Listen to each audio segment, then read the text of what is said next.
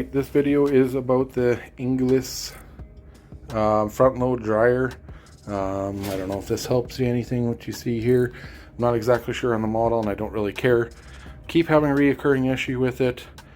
And if you have this same dryer or one similar, I think General Electric is also a brand that's tied with this one, where it heats sometimes, doesn't heat sometimes, and then just stops heating. You probably have the same issue I do, and I'll try to explain it real well. But it's a power cable issue, and it's very dangerous. Like I said, I'll show you pictures of the past issue and the current video of the happening again, and try to explain what's going on. I do not recommend opening this up unless you know what you're doing or you are fluent in English. But I kind of jack of all trades, master of none. So I'm confident I know what I'm doing, but you can see it's unplugged. Do not play with it on or plugged in. I know I do that dangerously in this video, but please do not do this at home unless you are trained in dumbassery. I'm professional. So here we go. Like I said, heating issues keep reoccurring. This is the number 3. The owner kind of said to me originally, the first one, that occasionally when you do a really big load, it doesn't dry it all the way. That's not the problem. This is. These photos are copied off my Instagram Cracker account because I deleted the original photos. That's because I thought this would never happen again. If you look closely at the bottom of the photo, you can see all the dryer lint from the past owners not having the hose tight and all the sparky wires. Please stay tuned to the end of this video for a life-saving and property-saving tip, and as well as an experiment.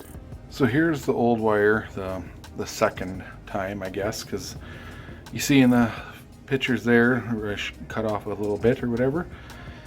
And this is what it looked like the second time, so it was starting to get quite warm again. It actually burnt the end off. Now this is not even the original end because I changed that last time.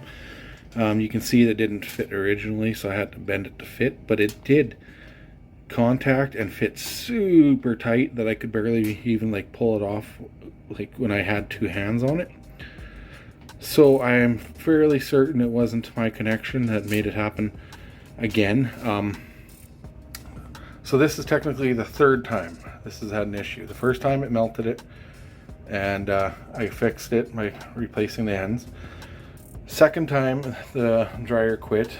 This was still connected, but somehow got loose, and then it had real tarnished terminal, and this is all burnt. So I sanded it down with the Dremel, and then it worked for a good few weeks again.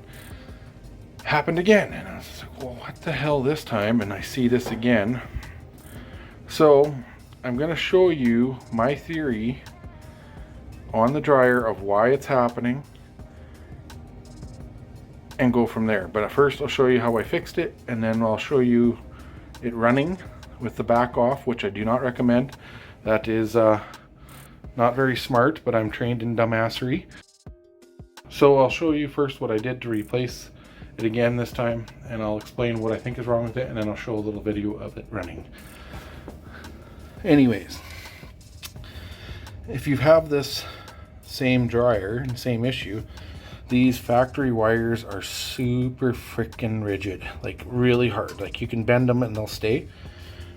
And when I originally had the first issue with this, you see that this one was also an issue, but it's been changed, and I haven't had any issues since I changed it because it's contacting really good. It's got a little bit of play, but that's pretty tight.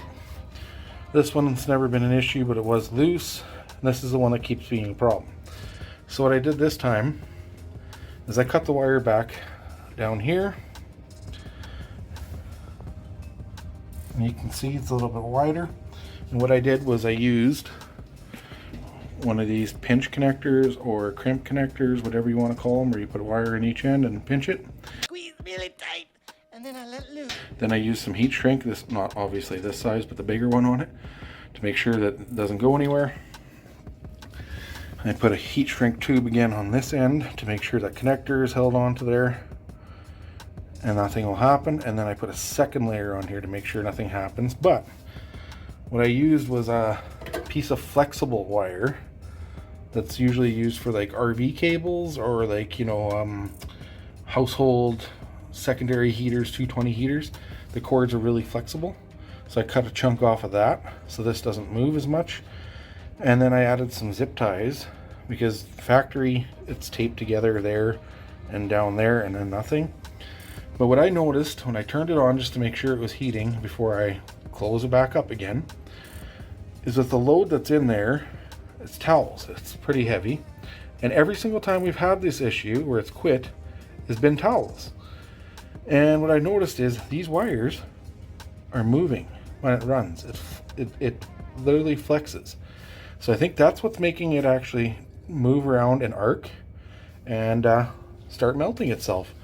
Because there's nothing else wrong with this. I've tested the thermal fuses and everything like that. I've checked the thermostats, all that stuff. Everything's been tested. There's videos on the internet how to do it, so I'm not going to cover that. But I'm pretty sure that's what the issue is. So this flexible cable might help it a little bit more because it's not flexing there, it's flexing here. And this one here, you can see when I move it here, it moves that. But here, it moves the cable instead. There, moves the whole thing, right? So I'm thinking that's what's the issue, because I've seen one other person online that had the same issue and said he's fixed it 3 times as well and has just been splicing wire, and I think he's using the wrong wire as well. So these are about the same gauge. You don't want to mess with that. So I've seen a couple people have changed it to wire like this, and that's just stupid. So this is my fix. We'll see how long it goes. This is the last time I trust it. I told my wife that when this thing's running, do not touch it in case this wire now, because it's a bit longer, breaks and comes off. But even with the factory wire, with the heat shrink on there, I've been getting lucky and it's not been touching anything. But yeah, you can see that's been getting super hot. So we'll try it again. So yeah, I'll plug it in. Like I said, I do not recommend this. This is stupid. You can get hurt, but I want to be able to show why I think it's happening and kind of prove it. Okay, so the same towels are in there that have been in there for a while, so I got to rewash them because they're not going to smell very pretty. I'll zoom in here and I'll turn it on.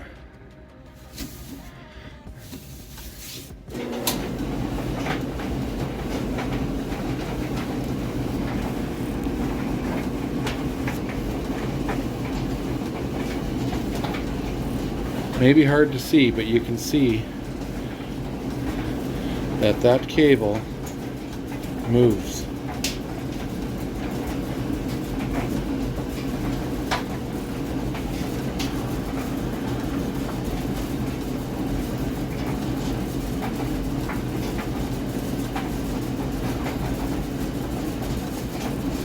See that?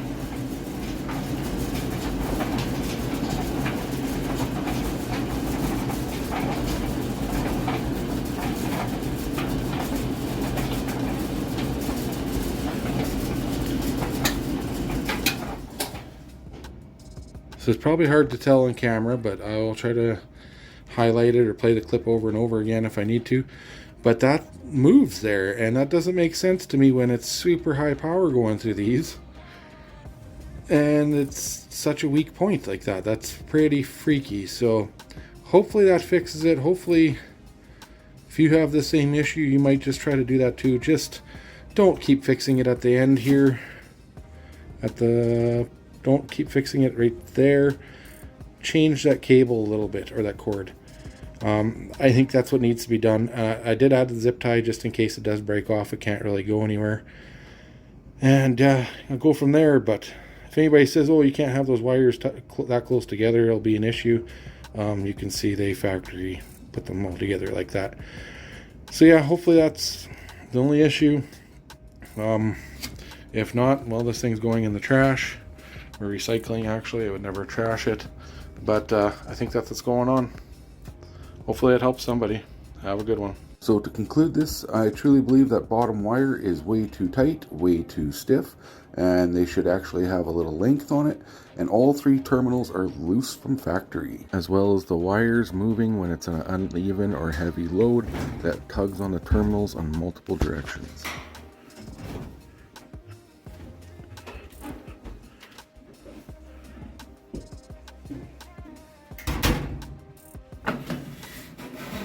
clean this damn lint trap after every use, no matter what size the load was.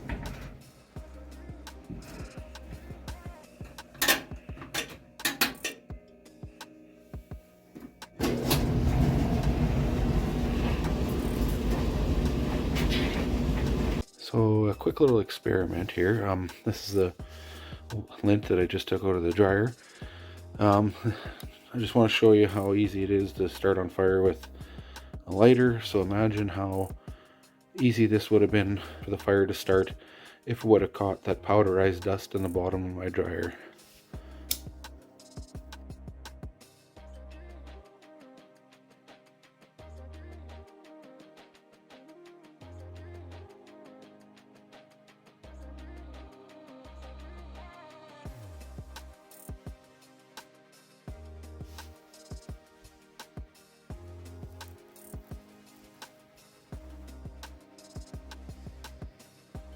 Make sure you clean out your dryer, your vent, your duct, everything, all that ducting. Make sure you clean that out. And another tip, change it to that metal ductwork. Stop using these flimsy plastic hoses that catch on fire as well. This style of dryer duct or venting or tubing or whatever you call it is trash in my opinion too. I'll show you why. That easy. So imagining a smoldering fire inside your dryer. Keep this crap out of your house. These two-way valves are great for saving heat and adding humidity to your house, and as well as taking off the sock and dropping down your vacuum hose to clean out your ducting. Most house fires start with a dryer, so make sure you keep that thing clean and free of debris. By simply doing that, you can keep your family and all your possessions safe. Thanks for watching, and don't forget to hit those buttons on the way out.